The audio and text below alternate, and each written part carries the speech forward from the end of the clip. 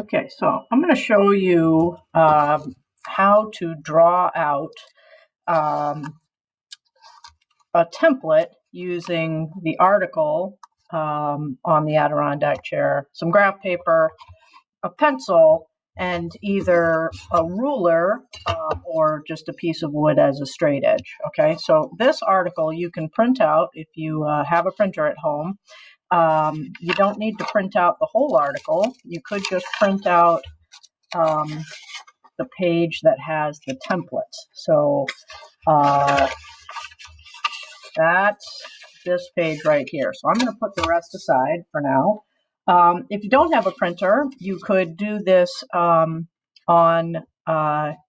you could use the template online. So I've included that on your Canvas link. So there's if you go to our module, our current module, under the Adirondack chair article link, there is a link to this page of templates. And in a separate video, I'll show you how to look at this template from that digital copy.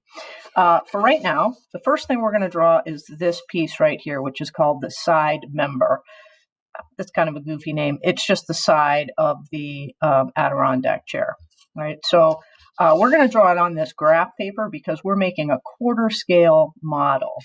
Now, if you were making the life-size model, you would have to cut a piece that was 6 boxes high by 35 boxes long. Now, the boxes are each 1 inch. So this lining in the real world, you're going to cut a piece of plywood for a template.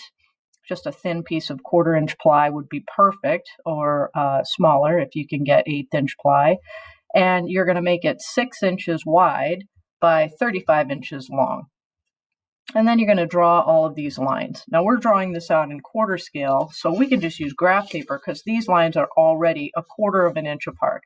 But we're going to start out by outlining our box, which that contains our entire piece, and that's 6 boxes by 35 boxes.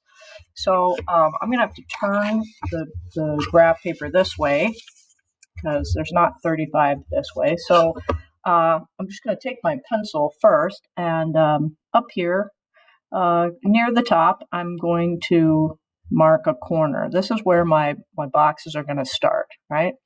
And I'm going to count down 1, 2, 3, 4, 5, 6, and I'm going to put another corner, okay?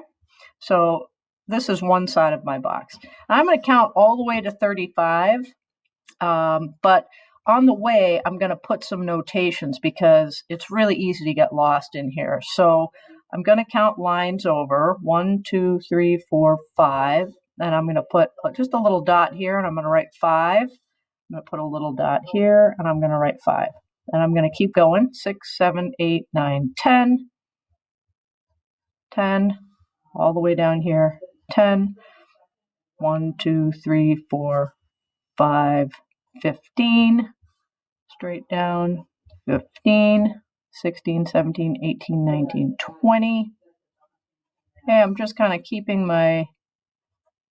getting myself oriented here, plus I don't want to lose count. I don't have to go all the way back to the beginning. 21, 22, 23, 24, 25. 26, 27, 28, 29, 30.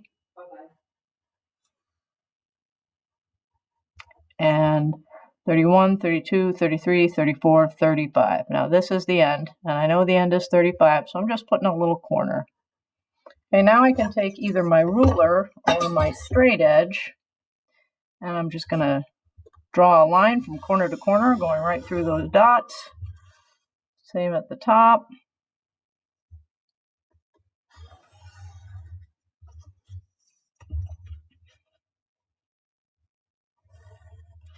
All right. And again, if you don't have a ruler, you could just use a stick, one of your pieces from your kit. Okay, so now I've got the box that will help me draw this template of the side piece. I'm going to put 0 here. And then on the side, this is also 0. This is your baseline. And then I'm just going to mark these H1. So this is your horizontal 1, horizontal 2, horizontal 3, horizontal 4, and horizontal 5.